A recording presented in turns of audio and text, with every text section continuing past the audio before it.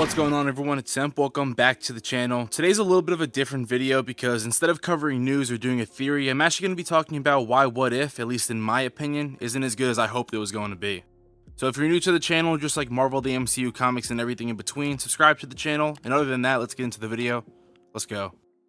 So if you're a recurring viewer, you probably can see that I haven't posted a single video about What If, except for my original video, which included all the leaks and rumors that we were going to see in the episodes.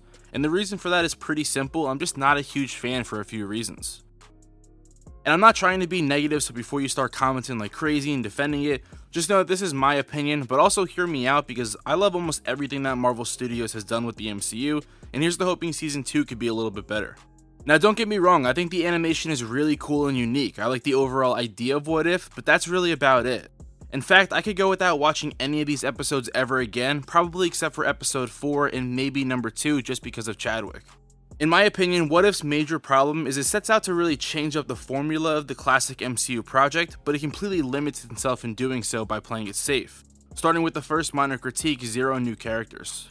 This should be Marvel Studios' way of trying out new characters before they get to live action. Sure, it doesn't have to be Galactus or Wolverine, but why not add in someone more bizarre like Kesar or Squirrel Girl?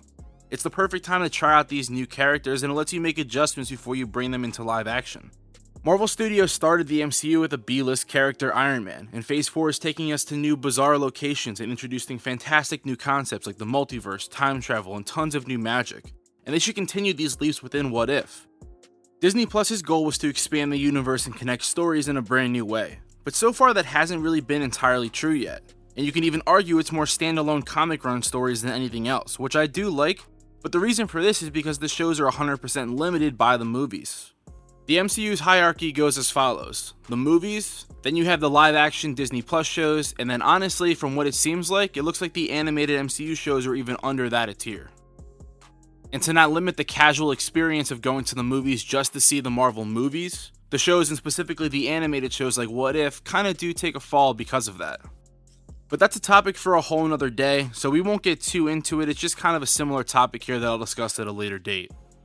The second minor complaint I have is the release schedule. I understand with the Disney Plus shows and the MCU viewership that weekly works well for them, especially shows like WandaVision, which was great, but for this show it honestly doesn't.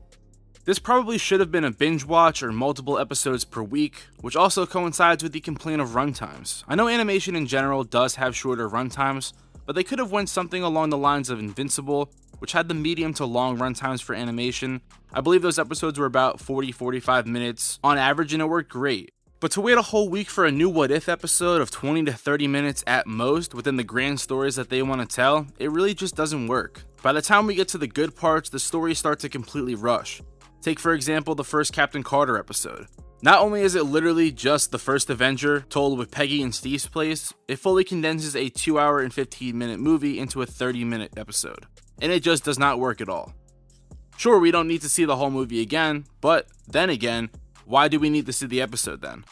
All these stories should be completely new and revamped, which is exactly what episode 2 does and why it's one of my favorite episodes. Episode 2 swaps great characters, but then completely retells a brand new story within that what if scenario, and it works pretty good. That's an example of what we need more of. And for the episodes that did not do that, for example the zombie episode, the first half is pretty good, and then all of a sudden they get to the military base, they meet Vision, and you feel like it just skipped a whole 20 minutes of exposition, and the reason for that is because, yeah, they pretty much just exactly did that. And then the episode ends. So I hope stories like that one will have a second part in Season 2, maybe we can get more transparency in the coming year about that. Episode 4 for me was the true bright spot of the season, and you can argue Episode 3 as well for a brand new story and take. Those are the risks that we wanted, or at least that I wanted. From start to finish, Episode 4 is a great premise, a story, and great pacing. And it has a rather non-traditional sad ending. The watcher gets involved. It truly feels like a full movie, all within these 30 minutes, which is exactly what we really didn't get in a lot of these episodes. As a Doctor Strange fan, I may be a bit biased, but seriously, go back and rewatch that episode and tell me it's not at least one of the top episodes. I just think that this show has crazy potential, and the creativity of it has been, well, so far disappointing. And don't even get me started on the Party Thor episode 7 that just came out. Sure, it was kind of fun, it had some cool cameos, but the premise of it was just not that good. And you have to tell me that there was 9 episodes in this season only and this is what got the green light? That's not even an example of doing something so out there per se in terms of creativity, It was just kind of stupid, and I'm not only the one who was saying this. People on Twitter, my podcast co-host, a lot of us are in the same scenario of wanting to like it, but it's just not doing anything for us. And I don't know if you noticed also, but there was no numbers or anything about the reports of What If. When WandaVision came out, it was breaking records. Falcon and Winter Soldier broke that record. Loki then broke that record. And What If, they haven't mentioned at all. In fact, I don't even think it cracked the top 10 in its debut week. So I loved WandaVision, I loved Loki, I loved Falcon and Winter Soldier. It had some unbelievable moments also. But What If just unfortunately falls flat for me. Something that I want to know, and go comment yours below. What is a what if scenario that you would want to see in season 2? Hopefully you didn't take this to heart though. I just wanted to share my current thoughts and why there's been no content about it really on the channel. Do you like What If, or do you have some of the same thoughts that I have? Drop a thumbs up if you liked the video, subscribe for all new and future content. And other than that, I just want to say thank you. I'm another Marvel guy, and I'll catch y'all on the blip.